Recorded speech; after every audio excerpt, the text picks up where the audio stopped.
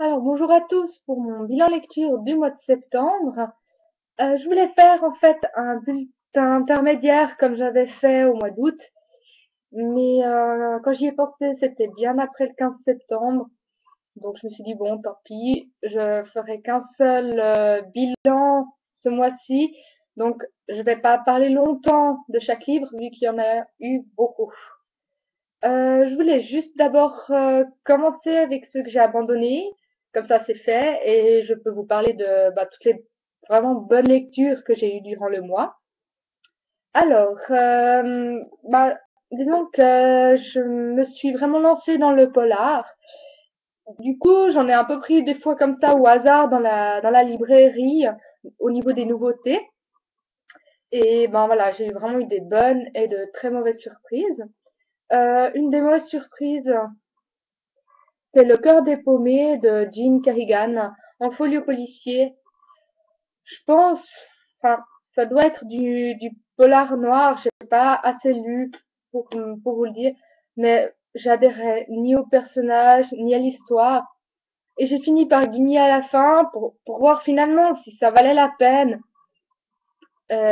Franchement, non quoi, j'ai été vraiment tellement déçue de ce que j'ai lu au début et encore plus finalement à la fin que je me suis dit non, ça vaut même vraiment pas la peine. Un autre, c'est Le Nouveau Kellerman, Beau Parleur. C'est chez Des Deux Terres. Euh, Aussi, en fait, oui, la tension monte de plus en plus. Je me suis arrêtée au moment où ça commençait à y aller, mais j'aimais pas le personnage. Et sincèrement, moi, devoir lire 300, non, il y a combien de pages? Ouais, il y en a 300. De devoir lire 150 pages pour finalement arriver à quelque chose où ça commence, ça devient intéressant, non, quoi. J'aimais pas le personnage, j'aimais pas ses intérêts, j'aimais pas la situation dans laquelle il était. Donc voilà, moi j'ai beaucoup trop de livres à lire dans ma PAL pour finalement passer des heures sur des livres qui ne me convainquent pas. J'ai préféré arrêter ces deux-là. Ensuite, donc les livres que j'ai lus et terminés. Seul le silence de Ellory, il est dans le Baby Trière de Livre Addict et c'était une lecture commune du forum d'Arc Ambiance.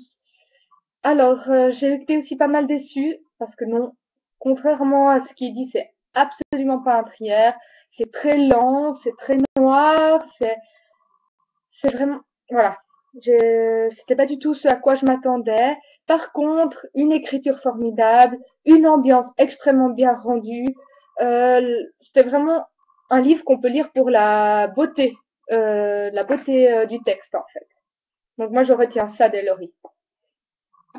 J'ai lu ouh, je crois que là j'ai le 2, mais ça devait être le 3 que j'ai lu au mois de septembre.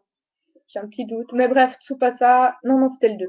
Tsubasa Chronicle, ben, encore une fois du plaisir. J'ai toujours de la peine un peu avec les dessins, mais nostalgie de Tsubasa que j'ai lu il y a que j'ai vu, dont j'ai vu l'animé il y a très longtemps. Donc, moi, je continue, il n'y a pas de souci. J'ai déjà les 3 et 4 dans la PL. Ensuite, ça, c'est mon grand plaisir. Jean-Christophe Granger, Taïken, chez Albin Michel. Donc, encore une fois, ben voilà, moi, Granger, c'est une grande histoire d'amour. Ce n'est, je pense, pas le meilleur que j'ai lu. La seule chose qui est embêtant là-dedans, c'est qu'il y a deux histoires. Ces deux histoires se font à la suite. Donc, il faut attendre, c'est vrai, la moitié du livre pour que ça avance. Mais même, moi, j'aime beaucoup la manière qu'a Granger d'amener les éléments dans l'histoire. Ouais, j'aime vraiment son style. Ce qui fait que même quand l'histoire n'est pas incroyable, moi, je peux pas m'empêcher de dévorer les pages. Et la fin du livre qui touche au Japon et puis aux traditions, c'est vraiment, vraiment pas mal du tout.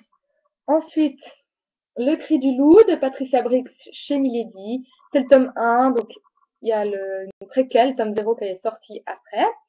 Je l'ai lu parce qu'il est dans le Baby Challenge Bitlit de Livre Addict et c'était aussi une lecture commune sur Dark Ambiance. Et puis, moi j'ai adoré. J'étais complètement perdue au début.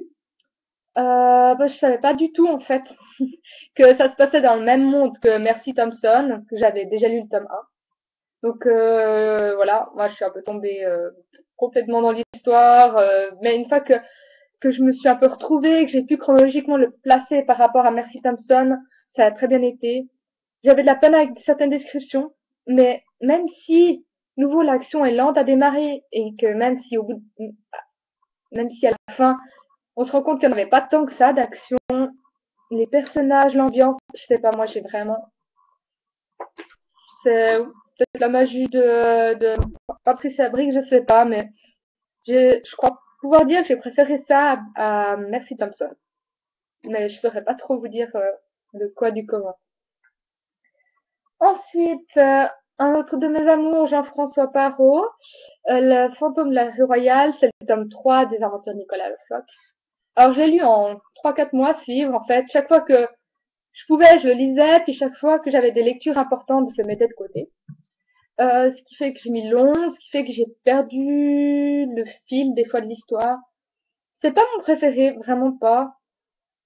Mais j'adore toujours, comment dire, ce don qu'a Jean-François Parot pour nous offrir une histoire totale, que ce soit au niveau alimentaire, des habitudes de la ville, l'architecture, des mœurs, des traditions, du langage, enfin de tout. Il y a tout là-dedans. Même à la limite, on a des leçons du mobilier, de l'hygiène, tout, vraiment. Donc, bah, je vais continuer avec le 4 grâce à Coconut qui lance bah, donc des lectures communes sur Jean-François Parot. Je vous invite aussi, si vous voulez découvrir, à aller sur mon challenge polar historique. Parce que, bah voilà, franchement, Jean-François Parot, on peut dire que c'est l'emblème de ces polars historiques, hein, vraiment. Ensuite, un manga que j'ai découvert, maintenant j'ai oublié qui m'avait passé finalement un petit extrait, et j'avais beaucoup aimé le dessin. Je me suis dit, bon, j'y vais. C'est Blackbird de, attention, Kanoko Sakurakuchi. Chez Pika Édition, j'ai absolument adoré la relation entre les personnages, les dessins. Ben, je trouve les dessins absolument magnifiques. Euh, je vais pas trop vous en dire. Je ferai peut-être une chronique quand j'en aurai lu quelques-uns. Mais c'est vraiment au niveau de l'histoire, des relations entre les personnages, ouais, j'aime vraiment tout de ce manga. J'ai commandé le tome 2, j'ai oublié de le prendre aujourd'hui à la librairie. C'est ma faute. Ensuite, un prière caché de David Ellis chez Cherche Midi. C'est un, pardon, je sors d'une crève. C'est un trière judiciaire. Je l'ai pris complètement au hasard dans la librairie, sincèrement. J'avais entendu parler de cet auteur. J'ai absolument adoré. Peut-être répétitif au bout d'un moment, mais je me suis prise dedans. J'ai adoré le personnage principal. Je l'ai trouvé tellement humain. Alors oui, il a eu des choses difficiles qui lui sont arrivées, mais il m'a pas énervé à s'apitoyer sur son sort. Je l'ai trouvé attachant, très réaliste dans ses réactions finalement. Et puis beaucoup d'action. On sent toujours un peu la vérité affleurer, mais sans savoir vraiment le pourquoi du comment. Il faut attendre la fin pour vraiment pour comprendre. J'ai vraiment coup de cœur pour ce livre. Donc, Caché de David Ellis. La preuve de sang de Thomas Cook chez Folio Policier, encore une fois. Alors, ben, je l'avais pris en même temps que le Jean Kerrigan, hein, que j'avais abandonné. Celui-ci est aussi très très bien, mais la fin, j'ai absolument pas tout compris. J'ai mis 20 minutes à refaire l'histoire, à relire même 4-5 fois la fin pour essayer de voir. Parce que tout le long du livre, vraiment, il y a du suspense, on avance. Le personnage principal est sympa. L'histoire, elle est bien. On se demande qu'est-ce qu'il y a, on se demande qu'est-ce qui s'est vraiment passé 20, 20 ans auparavant, je sais plus, 30 ans auparavant. Qu'est-ce qui s'est passé et, et à la fin, on n'a pas de réponse. Il y a tout qui est donné dans un brouillard un peu flou. L'auteur se souvient de qu'est-ce qui s'est passé quand il était bébé. Donc un bébé, qu'est-ce qu'il se souvient qu'est-ce qu'il arrive à voir quand il est bébé? Ben, pas grand-chose. Et voilà, c'est un petit peu ça la fin. Donc moi, ça m'a vraiment cassé. Mais à part ça, les 95% du livre, ben, ça a été que du bonheur. Je l'ai lu en un jour, 2 jours. Vraiment un thriller efficace. J'ai bien aimé. Je pense lire d'autres coups en espérant ne pas me faire avoir sur la fin. Et pour terminer, alors, Very Good Guy, la première leçon du sorcier, pardon. C'est donc le premier tome de l'épée de vérité chez Bragelonne. Donc, je vous préviens, c'est écrit, mais genre minuscule. Je pleurais quand j'ai vu que c'était écrit aussi petit, qu'il y avait 700 pages, mais bon, je l'ai fini en 3-4 jours, je crois. C'était vraiment, c'est vraiment que du bonheur. Euh, Pas un coup de cœur, parce qu'il y avait de temps en temps des lourdeurs, des fois, un vocabulaire un petit peu simple, enfin une syntaxe un peu légère comme ça.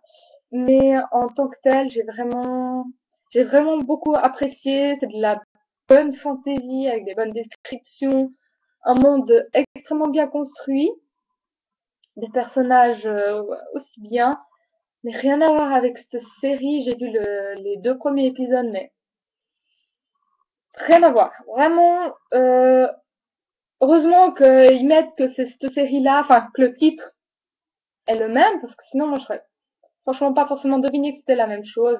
Richard est à pleurer dans cette saga, vraiment le mec musclé, le beau brun, transpirant, enfin bref, non vraiment, c'est rien à voir. Et puis ben Callan, l'autre personnage principal, j'ai l'impression que c'est une pauvre petite vierge effarouchée.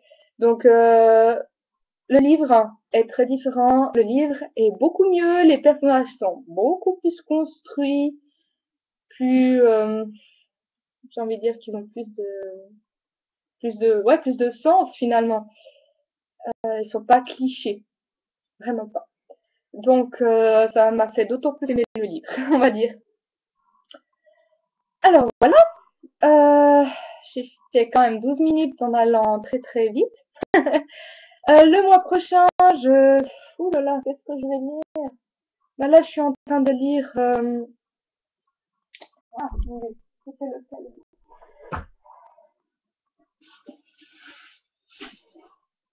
Ah, je l'ai plus là. Mais bref, je vous mettrai ça dans l'article. Et puis, ben, j'avance bien dans ma lecture. C'est voilà, le Preston Child, mais il a disparu. La Chambre des curiosités, voilà le 3e tome. J'ai eu un blanc, j'en lis tellement que je sais plus où j'en suis. Pardon. Alors voilà, donc ben, je vous en reparlerai le mois prochain. J'espère que vous avez pu bien lire durant ce mois. Du temps avec les températures qui baissent, on va être plus souvent à la maison. Donc je me réjouis aussi de voir qu'est-ce que vous avez lu, qu'est-ce que vous lirez. Et puis ben, rendez-vous le mois prochain. Ciao ciao!